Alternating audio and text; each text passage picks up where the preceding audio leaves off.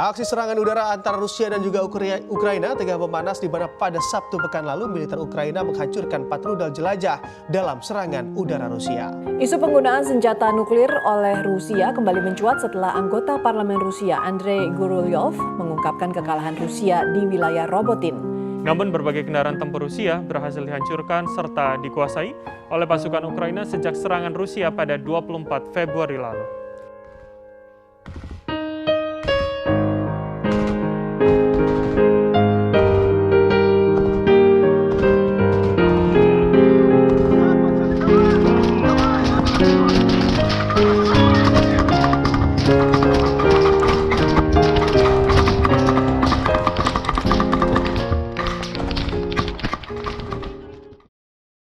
Halo guys, balik lagi di video tugas kali ini. Kali ini kami dari kelas 11 IP 1. Perkenalkan dulu, saya Febrian. Saya David.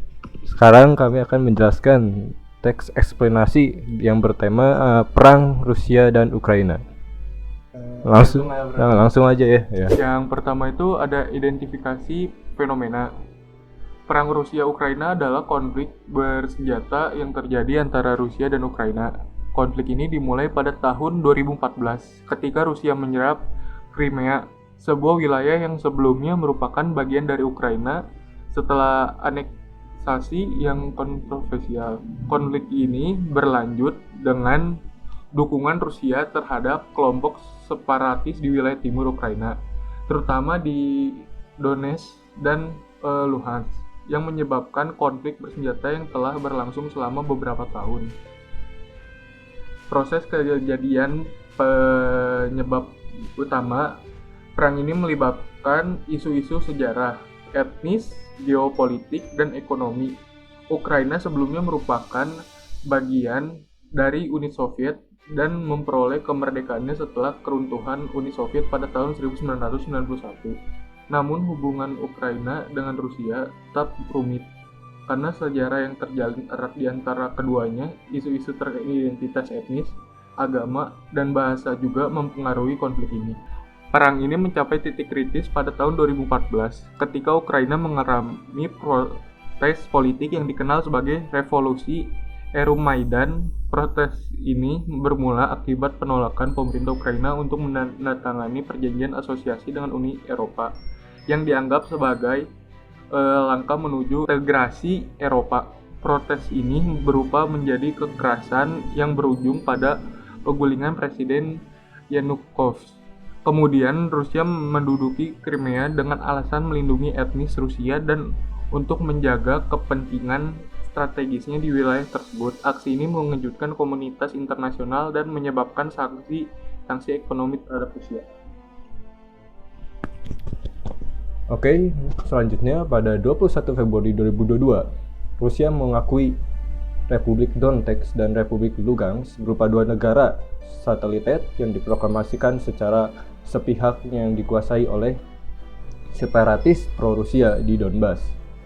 Kemudian keesokan harinya, Dewan Federasi Rusia mengizinkan penggunaan kekuatan militer di perbatasan Rusia dan Rusia mengirimkan pasukan ke dua wilayah tersebut. Invasi dimulai pada pagi hari pukul 5 waktu Eropa Timur atau pukul 10 WIB 24 Februari 2022 ketika Putin mengumumkan operasi militer khusus untuk dimiliterisasi dan dinazifikasi Ukraina. Beberapa menit kemudian serangan rudal dan udara dimulai di seluruh Ukraina termasuk di ibu kota Kyiv, yang kemudian disertai invasi darat skala besar dari berbagai arah.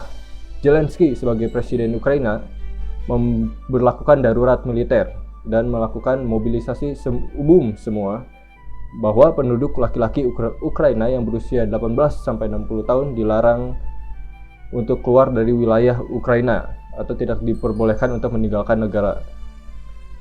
Mula-mula Rusia melancarkan serangan mulai melalui front utara dari Belarus ke Kiev, kemudian front barat laut menuju Kharkiv, kemudian front selatan dari Crimea, dan front tenggara dari kota Lugansk dan Donetsk. Pada Maret 2022, serangan Rusia ke Kiev terhenti karena banyak prajurit tewas dan perlawanan oleh Ukraina yang begitu kuat, pasukan Rusia mundur dari Oblast Kiev pada 3 April 2022. Pada 19 April, Rusia kembali meluncurkan serangan pada garis depan sepanjang 500 km atau sekitar 300 mil dari Kharkiv sampai Donetsk dan Luhansk. Dengan serangan rudal pada Kiev di bagian utara dan Lviv di bagian barat secara bersamaan. Kemudian saya akan masuk ke dalam ulasan.